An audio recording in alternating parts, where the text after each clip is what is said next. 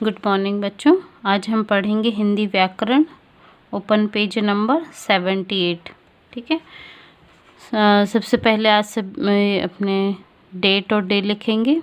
आज का हमारा पाठ है पाठ 17, संवाद लेखन। संवाद से आप क्या समझते हैं? संवाद मीन्स बातें करना। दो लोग जो आपस में बातें करते हैं उसे हम कहते हैं संवाद। ठीक है। तो संवाद के बारे में हम पढ़ते हैं। हम जो कुछ बोलते हैं उसे संवाद कहते हैं। दो या दो से अधिक लोगों की आपसी बातचीत को लिखकर प्रस्तुत करना ही संवाद लेखन कहलाता है। संवाद लिखते समय निम्नलिखित बातों का ध्यान में रखना चाहिए। पहला है, संवाद की भाषा सरल होनी चाहिए।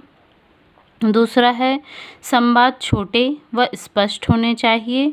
और तीसरा है, संवाद लिखते समय उचित विराम चिन्हों का उचित प्रयोग किया जाना चाहिए।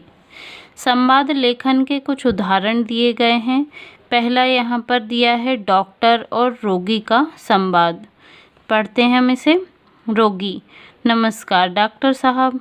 डॉक्टर साहब कहते हैं, जी नमस्कार, कहिए आपको क्या तकलीफ़ है? रोगी: जी मेरी आँखों में कुछ दिनों से दर्द हो रहा है और कभी कभी आँखों से पानी भी आ जाता है। तो डॉक्टर साहब कहते हैं, क्या आप आँखों की सही देखभाल करते हैं?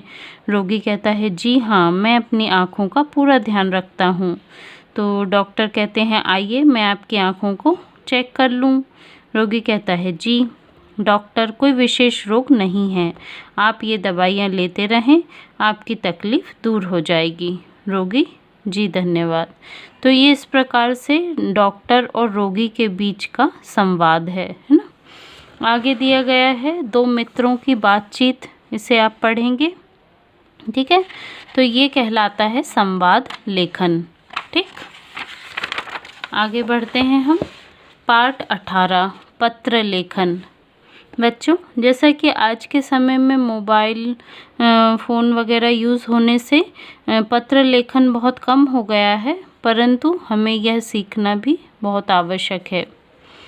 पत्र लेखन एक उत्तम कला है तथा आपसी संपर्क बनाए रखने का उत्तम माध्यम है। आजकल घरों में फ़ोन तथा कंप्यूटर आसानी से उपलब्ध हो जाने के कारण लोगों का पत्र लिखना कम हो गया है। फिर भी पत्र लेखन सीखना बहुत आवश्यक है। पत्र दो प्रकार के होते हैं। पहला है औपचारिक पत्र और दूसरे हैं अनौपचारिक पत्र। देखिए, अनौपचारिक पत्र क्या होते हैं? ये पत्र विद्यालय, कार्यालय आदि में भेजे जाते हैं।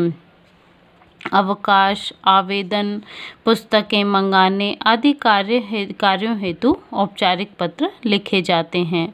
और अनौपचारिक पत्र क्या होते हैं? ये पत्र मित्रों, रिश्तेदारों आदि को लिखे जाते हैं।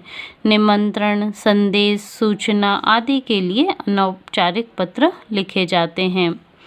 पत्र लिखते समय निम्नलिखित बातों को ध्यान रखना चाहिए। पहला है, जिसको पत्र लिखा जाए उसके लिए सही संबोधन का प्रयोग किया जाना चाहिए। ठीक है। दूसरा है, औपचारिक पत्र में पता लिखने के बाद पत्र का विषय अवश्य लिखा जाना चाहिए। तीसरा है, पत्र की भाषा सरल तथा स्पष्ट होनी चाहिए। अब पत्र लेखन संबंधित तालिका एक बनाई गई है। इधर औपचारिक पत्रों में क्या क्या चीज़ें होना चाहिए और अनौपचारिक पत्र में क्या क्या होना चाहिए, ये बताया गया है। तो औपचारिक पत्र में कौन कौन होते हैं? जैसे प्रधानाचार्य और प्रधानाचार्या, है ना। यदि मैडम हैं तो प्रधानाचार्य और सर हैं तो प्रधानाचार्य। ठीक है। और इसी प्रकार से मेल है तो महोदय और फीमेल है तो महोदया। फिर समापन के लिए आपका आज्ञाकारी शिष्य या आपकी आज्ञाकारी शिष्या। यदि बॉय हैं तो वो इस प्रकार से लिखेंगे, गर्ल इस प्रकार से लिखती हैं आपकी आज्ञाकारी शिष्या। ठीक है। और जैसे अधिकारी, पुस्तक विक्रेता, इन्हें आप यदि पत्र लिख रहे हैं औपचारिक तो महोदय, और भवदीय आपका विश्वास पात्र। ठीक है। अब जो अनौपचारिक पत्र होते हैं उनमें किस प्रकार से लिखना है, अपने से बड़े हैं तो पूज्य, पूजनीय, आदरणीय इस प्रकार के शब्दों का प्रयोग किया जाता है। सादर प्रणाम, चरण स्पर्श, नमस्कार, है ना, आपका, आपकी, प्रिय, इस प्रकार से। और अपने बराबर के मित्र, यदि अपने मित्र को लिख रहे हैं तो प्रिय, उसका नाम, प्रिय मित्र, सखी, ठीक है, इस प्रकार से। सप्रेम नमस्कार, नमस्ते, तुम्हारा मित्र, तुम्हारी सहेली, इस प्रकार से इसका समापन करते हैं।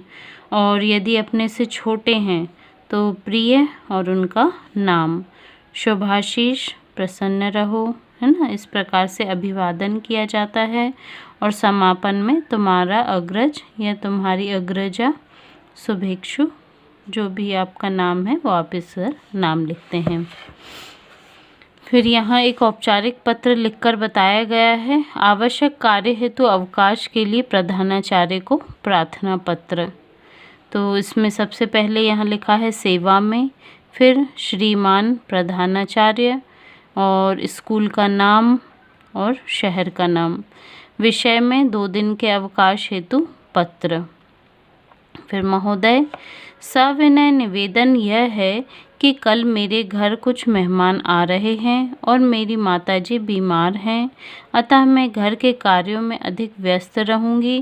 कृपया मुझे 2 दिन का अवकाश प्रदान करें।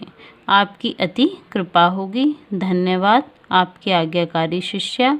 अपना नाम, कक्षा और दिनांक। ठीक है, तो इस प्रकार से ये औपचारिक पत्र लिखा गया है। दूसरा है प्रकाशक को पुस्तकें मंगाने हेतु पत्र। ठीक है, तो ये आप पढ़ के देखेंगे। फिर है पुस्तकों का विवरण यहाँ पर दिया है, जो भी पुस्तकें आप मंगा रहे हैं, है ना। फिर यहाँ बताया गया है एक अनौपचारिक पत्र, रुपए मंगाने हेतु पिता को पत्र। यहाँ पर यदि आप किसी दूसरे शहर में रह के पढ़ाई कर रहे हैं तो आपको पैसों की ज़रूरत है, तो आप किस प्रकार से अपने पिताजी को पत्र लिखकर पैसे मंगा सकते हैं, ये आप पढ़ के देखेंगे। ठीक है, यहाँ एक और है अपने भाई के जन्मदिन पर अपने मित्र को निमंत्रण पत्र, छोटी बहन को प्रथम श्रेणी प्राप्त करने पर बधाई पत्र। ठीक है, चलिए अब हम आगे बढ़ते हैं। पाठ 19 कहानी लेखन। कहानी लेखन मीन्स कहानी लिखना।